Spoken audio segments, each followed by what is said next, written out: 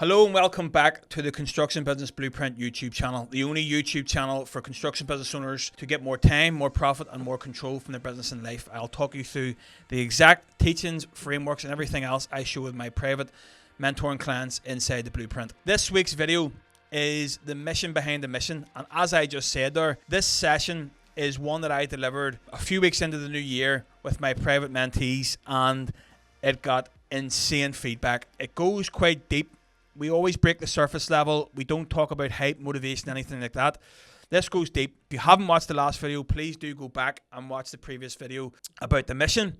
This is deeper into that, and it's the mission behind the mission. In this video, I want to answer one question. Why do so many business owners who know what they want, who are clear on their mission, who are clear on their goals or whatever else, still don't follow through? Okay, and we touched on this very briefly on having the meaning behind things. If you keep watching, you'll understand what's really underneath the resistance, the fear, the inconsistency, and why motivation is absolutely irrelevant when it comes to making impact, big difference, trying to go after freedom in your life. Again, this isn't tactics. This isn't just planning. This is identity work. This is about human behaviors, beliefs, whole psychology behind why things break down, to give you an understanding so that you can actually build and create an awareness of when these things happen, these instances occur where you fall back in. You have the ability, you have the awareness to actually call yourself out in your own bullshit and realize I'm falling back into a similar pattern here, and I have the awareness now to realize that I am going back to default and I need to stop. Okay, so like we talked about in the January motivation phase of life that we all go through, we need to realize that at this time of the year, this is going to give you the awareness to know what you're thinking, how you're feeling, and be able to actually digest that into what do I need to do here to go back to what I know and what I want. Okay, again, the meaning behind it, get back to the mission. It's easy to fall off with habits and everything else, but this will give you the awareness to pull you back in line and have that accountability and support. This is the question I ask my clients. What outcome is worth the cost of 2026? Okay, so what if no matter what you've done, all the effort you put in this year, that you spent a full year going after it, okay? So it was almost, this year was almost came and gone like a flash, but you spent every bit of effort into this one outcome. So the mission, what is that worth to you if you achieve that? Every outcome has a cost, whether it's good or bad. It has a cost to you, either at your detriment or in a positive way. Most people only look at the upside. Okay, there is a toxic positivity. You can be over positive and avoid the reality.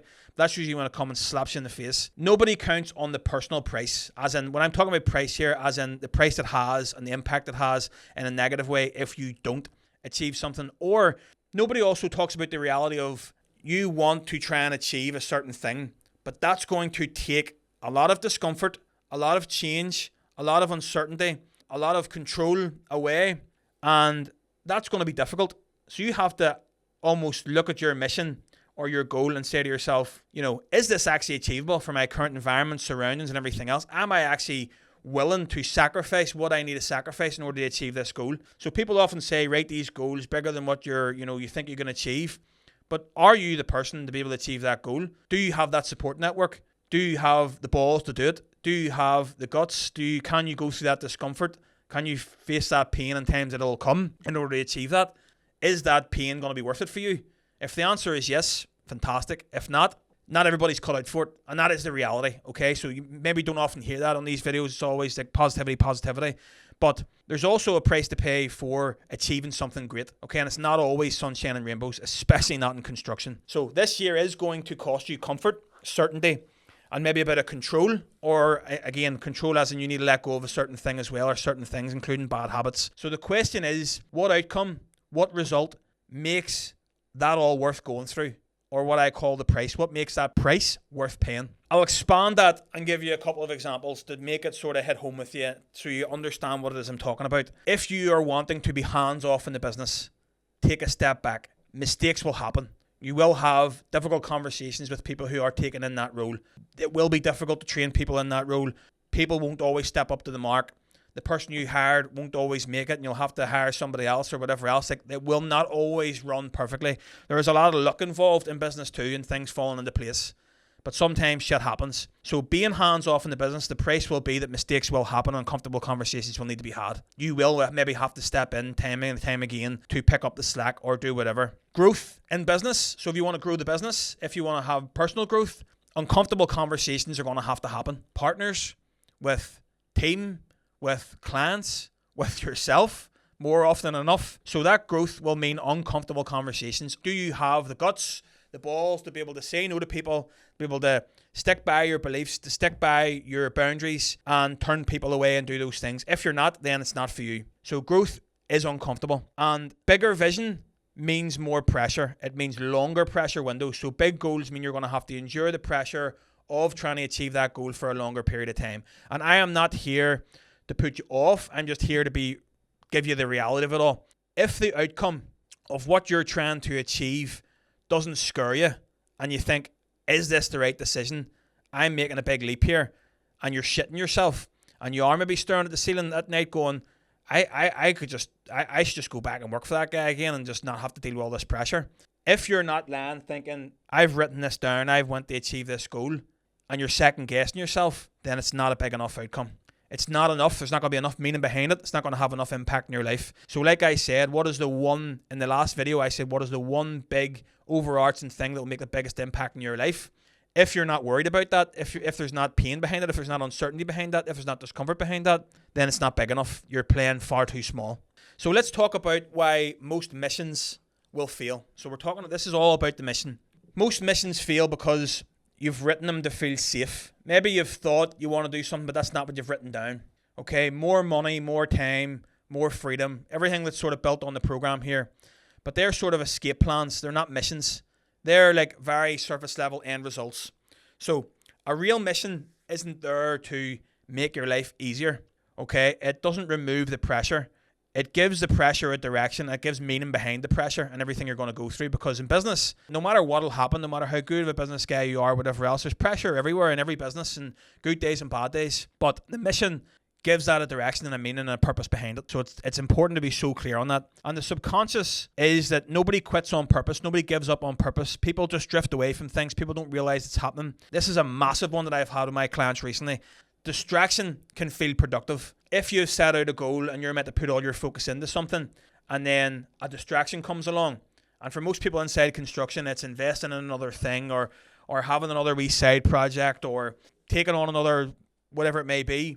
They're usually distractions that you have actually been seeking to take you away from putting your mission and your time and your reality into it, so that you can tell yourself at the end of the year, well, that didn't get done because I took this on as well and I took that on as well. In my opinion, in my experience, you have sought out those distractions to take you away from what you're actually trying to achieve and the mission and the focus that you need to spend all your time and energy into in order to achieve. So it's easier to get distracted. It's easier to make excuses and get distracted over things that feel productive, but in fact, they're actually not. To give an example of that, again, like I say, chasing side jobs, opening up new departments in the business before the business that you've already got has actually achieved what it set out to achieve and hit the targets. And, adding on other services because an opportunity came along. Not every opportunity is there to be taken at that time. Not every opportunity is a good opportunity. The time of every opportunity isn't always going to present itself at the right time. Overcomplicating things instead of committing to doing that one thing is also a fail-safe. It's a subconscious effort or decision to take you away from reality. If you're sitting with a construction business thinking, I'm going to start investing in property this year, but your business isn't set up that you can step back from the business and have time to do that. The financials aren't there month on month without fail. There that you can take your team away and they can work on things. Most guys in construction, again, I would probably just use an example because it's a very, often talked about side quest. Who's going to do the work? Are you doing the work? So is that you falling back into taking you away from the mission of, I want to achieve this in business and life so that I can have more time, more freedom to spend time with the family and do those things. But then you're going to take on, with that spare time, taking on another mission on the side. It's going to take you away from that, end goal again. So really think about things. When an opportunity comes, is this in line with what I was setting out to do? Next question I want you to ask yourself. You've wrote down your mission. Everyone should have their mission in front of them right now. I want you to ask yourself this question. What part of this mission or this goal scares me the most? And why does it scare you? So I want you to ask yourself that question.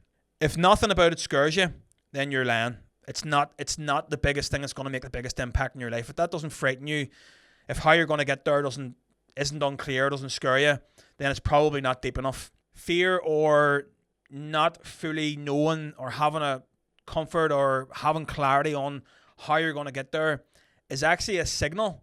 So the fear that you're feeling, the uncertainty you're feeling, the anxiety that you're feeling is actually a signal that you're closer to the truth than you think. So people think that the anxiety is a bad thing towards goals or towards targets. But if it doesn't scare you, it's surface level. If it scares you, then you're on your right path. Put it that way. Also, when you look at your mission, if somebody else could have sort of the exact same mission as you, then it's not deep enough. It's not personal enough. You haven't adapted it enough and put enough detail in behind it that makes it personal to you and your business and your life. Because no two businesses are the same. No two founders are the same. So if you and your friend or your mate or your colleague or your business partner have the same mission, it should have a different meaning behind it at least. So you need, again, the meaning then you've written down there isn't deep enough. So, the fear could be the fear that I have to let go of people, things, whatever it may be. Fear of trusting people. That means I have to hire somebody, trust them to take this. Now, there are things you can do, put in place, obviously, like everything we do with the program. There are fail-safes there that prevent that. There are feedback loops that we put in place in order to protect that. However, it's still a big ask to give responsibility over to something that you've maybe carried for years and let somebody else do it and take their opinions and maybe take their lead on things. There's also a massive thing in our industry for tradesmen is a fear of being seen. A fear of being seen, putting yourself out there on social media, a fear of your business expanding on what people may think of you, a fear of then failing. So if you put that out there that you're trying to achieve something big, bold, different, and then you fail, what will people think? If you're asking yourself all those questions when you're looking at your mission, then you're on the right track. They're actually healthy, believe it or not. While they may seem like a negative, I'm scared of letting go. I'm frightened of trusting people. I've got a fear of what people might think, or a fear of putting myself out there, a fear of failure. Everyone will know that I failed because I've made it so public. I've went for it. I've made no apologies for what I'm trying to do here. Those fears are all good. They're actually what's going to drive you in the tough times. Let's talk about that fear. Okay, and let's talk about what fear is, that feeling, the emotion, and what impact it has on the target, the goals, and everything you're doing. So fear is not a weakness. Fear is a signal that gives you information. It shows what you actually care about. So if you're concerned about losing something financially, the impact it's going to have on the family, the impact it's going to have on your team or your business or your health, if whatever that fear that comes up shows you what it is you actually care about and what is important to you in your life. So when you look at it that way, all it's identifying is what you're trying to protect and what falling back into the norm you're trying to protect by avoiding that. Okay, so fear shows you what you care about and shows what's important to you. And that also actually might identify something negative that you shouldn't be worried about. Why am I worried about what people think? Why am I worried about putting myself out there? Is that really something that I should be worried about? So again, that'll reveal something deeper that needs to be worked on again, even further, before you can even start putting a plan in place. We haven't even talked about how we're going to set out to achieve this mission. We're still talking about the reason behind it, the psychology behind it, so that you never forget it, so that it is ingrained in your brain so much, that has so much emotion behind it, that if you fail, it's harder to recover from than just giving up and going back to what feels safe and comfortable. The fear leads to overthinking. It leads to seeking reassurance. This is one that absolutely it grinds me as a mentor, as a coach, as a consultant. If you're constantly seeking multiple opinions from other people, validation, when you're doing that, when you find yourself asking everybody, family members, people in the bar on a Friday night, your friends, your partner, other business owners, if you're constantly seeking those opinions, all you're doing is seeking validation. All you're doing is asking the opinion until you hear somebody or someone that agrees with your narrative or your belief. So for example, if I say to a client, this is what you need to do in order to achieve that, and then that client goes away and asks Jimmy, Johnny, Henry, whoever it may be, my uncle said this, my uncle said that. If 10 people agree with what I've suggested, you will keep asking until you get to number 11 and he says, nah, do you know what? I wouldn't do that. I would do this. And you go, yeah, do you know what? You're right.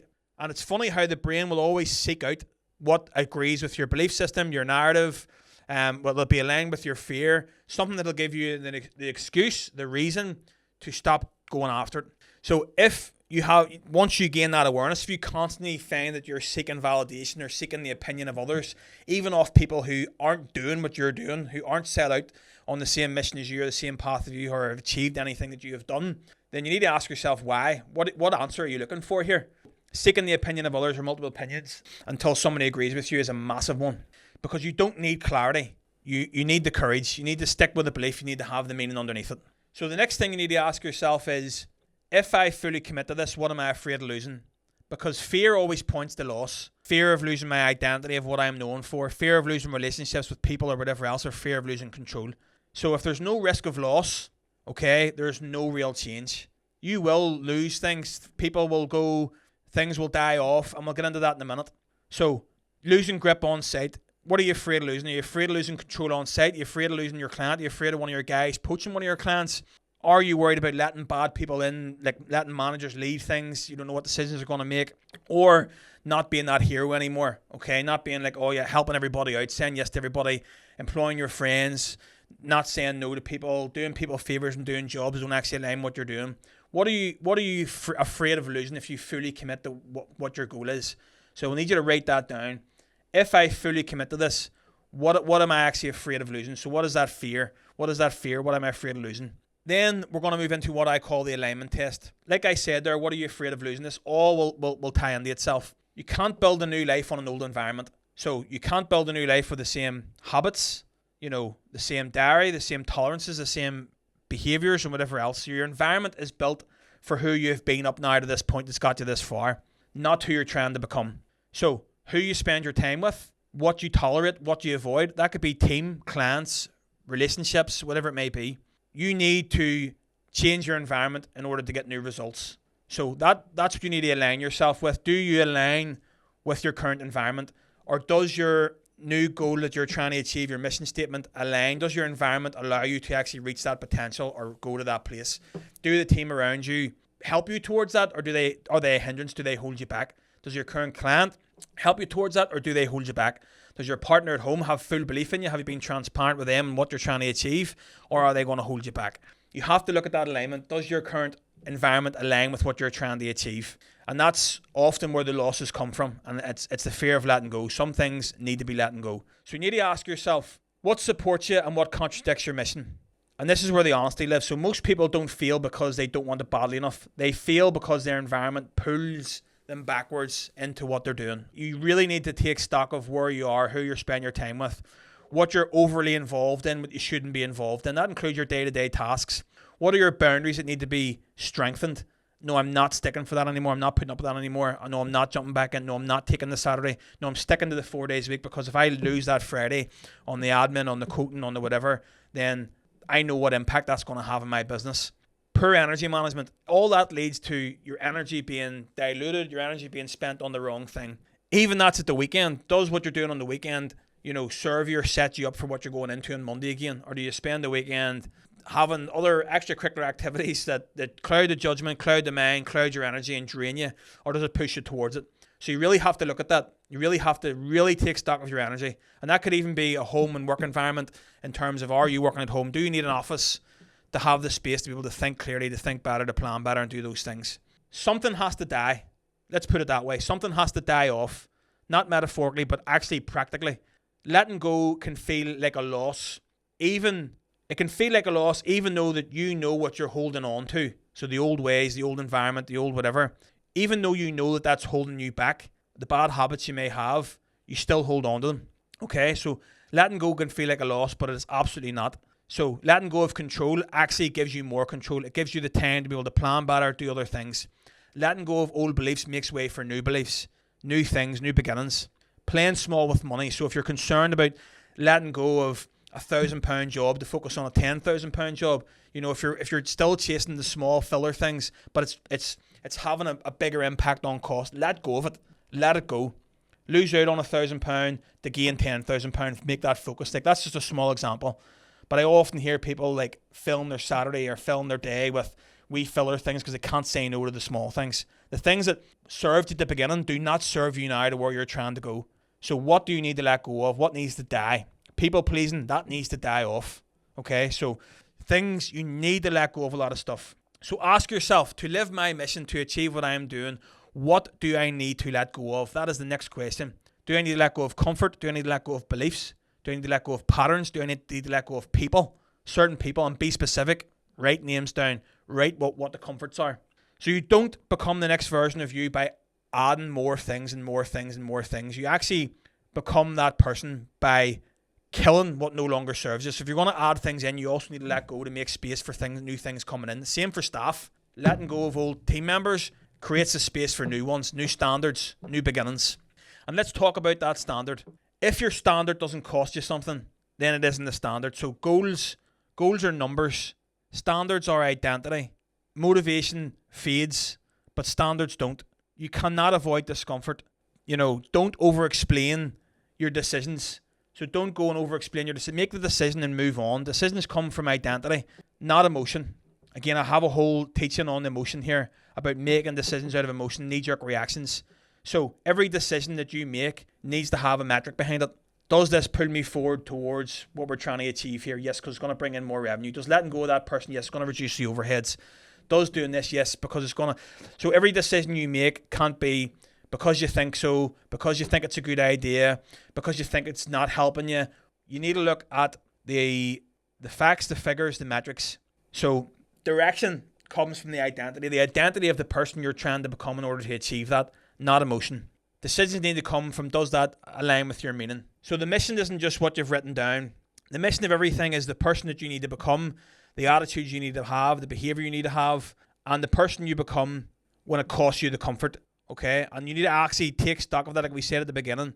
We need to really see if there's enough meaning behind it, if there's enough pain behind it, and who you need to become, what you need to let go of, what you need to die off in order to make that mission. And sometimes, if you're not willing to make that sacrifice, then it's a waste of time. So hopefully, by the end of this video, what you have had on the previous video, you've written your mission statement. Now you know why you're doing your mission. Now you know what the result is, what the impact it's going to have, what you need to sacrifice in order to achieve it, the cost it's going to have, the price you have to pay in order to achieve it, what you need to let go of, what that fear is, what it's showing up as. So hopefully now you have the mission and you sort of know and have enough feeling and emotion behind it in order to achieve it. And like always, if you struggle with this, if you need to go a step further, if you want more accountability, more guidance, and somebody on your side to really push you on and map this out, feel free to reach out. You can comment under this video. You can reach out to us on any of our social channels, and we'll be happy to have a conversation.